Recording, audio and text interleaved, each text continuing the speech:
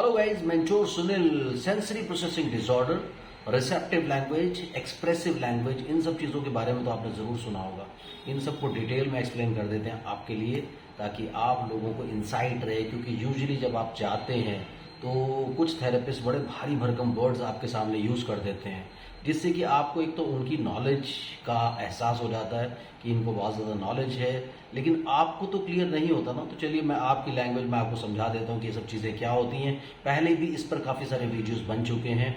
आप चैनल को सब्सक्राइब कर लीजिए, लाइक कीजिए, शेयर कीजिए। वीडियो को तो अभी लाइक कर दो यार, क्योंकि वीडियो देख के आप निकल जाते हो और फिर वीडियो को लाइक नहीं करते हो, लाइक करना भूल जाते हो। मुझसे कॉल करने के लिए, मुझसे कंसल्ट करने के लिए 8166790299 डायल कर सकते हैं। +91 जरूर लगा लो अगर आप इंडिया के बाहर से कॉल कर रहे हैं। तो चलिए बात करेंगे किस पे, सेंसरी प्रोसेसिंग डिसऑर्डर पे, रिसेप्टिव लैंग्वेज पे और एक्सप्रेसिव लैंग्वेज पे। सेंसरी प्रोसेसिंग डिसऑर्डर क्यों होता है, तो बात करेंगे थोड़ा सा लैंग्वेज डेवलपमेंट के सीन पर।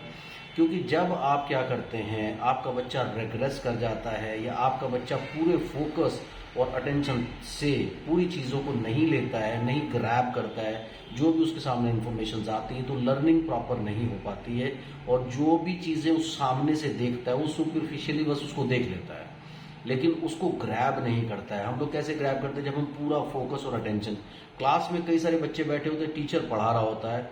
अब उनमें से कुछ बच्चे जो हैं, सिलेक्टिव बच्चे, वो पूरा टाइम अटेंड करते हैं टीचर को, और क्लास के बाद उनको पता होता है कि एक्चुअली क्लास में क्या हुआ। कुछ बच्चे इधर उधर बिजी हैं, वो पूरे फोकस और अटेंशन के साथ टीचर को नहीं देख रहे हैं, नहीं सुन रहे हैं, उसकी वजह से उन्हें पता ही नहीं होता कि एक्चुअली क्लास में क्या हुआ। बाद में जब उनसे कोई सवाल पूछा जाए तो वो जीरो होते हैं।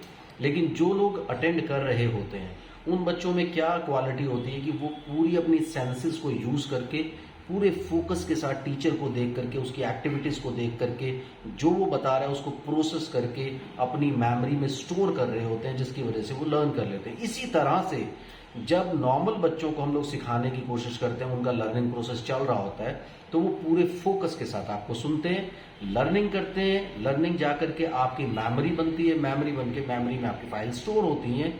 और वो फाइल स्टोर होने की वजह से क्या फायदा होता है कि जब नेक्स्ट टाइम किसी भी टॉपिक पे बात होती है, उधर से बच्चा फाइल उठा के आपके सामने रखता है।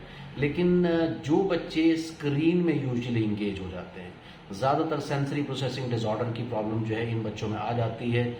इनमें क्या होता है कि जैसे वो बच्चे स्क्रीन में इन्वॉल्व हो गए तो वो इमेजिनरी वर्ल्ड में चले जाते हैं। जैसे उसने आज 4 घंटा स्क्रीन देखा, तो जब वो स्क्रीन को छोड़ेगा तो आधे घंटे के लिए वो इमेजिनेशन उसके ब्रेन में घूमती रहेंगी। उसके बाद जब नेक्स्ट टाइम वो 4 की बजाय 6 घंटा स्क्रीन देखेगा तो 1 घंटे के लिए इमेजिनेशन घूमती रहेंगी। ऐसे करके वो पूरे दिन पे इमेजिनेशंस आ जाते हैं। अब इमेजिनेशंस आ जाते हैं, उससे क्या होता है कि बच्चा 100% आपकी तरफ फोकस नहीं कर पाता।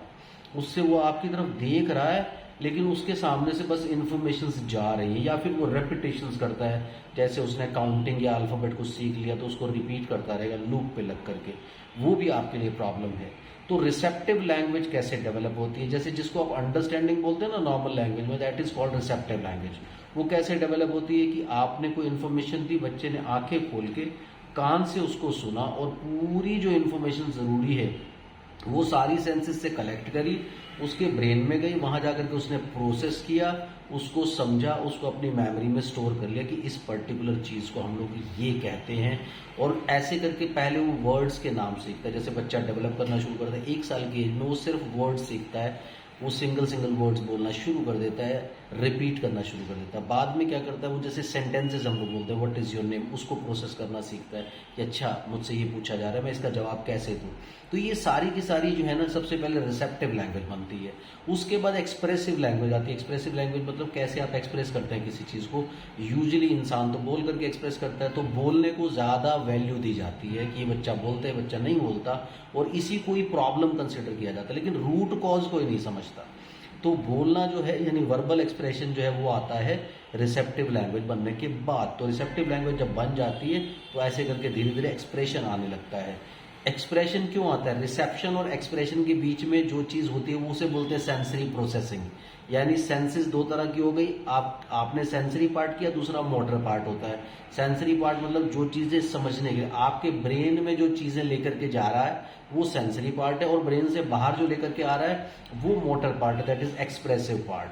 तो इन दोनों के बीच में प्रोसेसिंग पार्ट होता है।